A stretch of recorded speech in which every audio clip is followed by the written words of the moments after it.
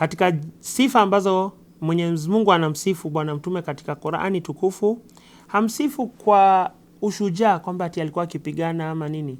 Anamsifu kwamba wa innaka la ala khuluqin adhim, yani wewe uko na tabia njema iliyokuwa na hali ya juu, iliyoadhimika. Yani tabia njema ndio katika vitu ambazo Mwenyezi Mungu amesema hii ndio katika sifa za mtume wangu, nataka ibaki ndani ya Qur'ani tukufu. Alikuwa na sifa mingi sana. Tunajua kwamba Bwana Mtume Muhammad sallallahu alaihi wasallam alikuwa ni nani? Ni sadiqul amin. Na hiyo ndio kitu ambayo ilifanya watu wakakubali utume wake, kwa sababu watu walikuwa wanajua kwamba Bwana Mtume hawezi kudanganya na Bwana Mtume ni mwaminifu.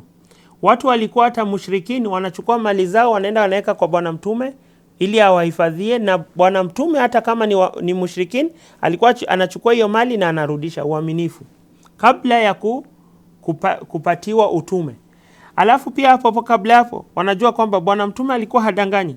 Sasa siku ambaye alikuja akasema kwamba mimi nimetumwa na Mwenyezi Mungu na nimeambiwa nilete dini ya Uislamu, watu kwa vile walikuwa wanajua kwamba Bwana Mtume sio mtu wa kudanganya, ikakuwa kwao ni rahisi kukubali nini? Uislamu.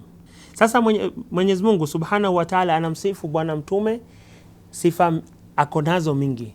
Alikuwa shujaa, mwenye elimu, mwenye, lakini katika sifa ambazo Bwana Mtume anasifiwa nayo ndani ya Qur'ani ni kwamba wa innaka la ala khuluqin adhim, kwamba wewe uko na tabia njema.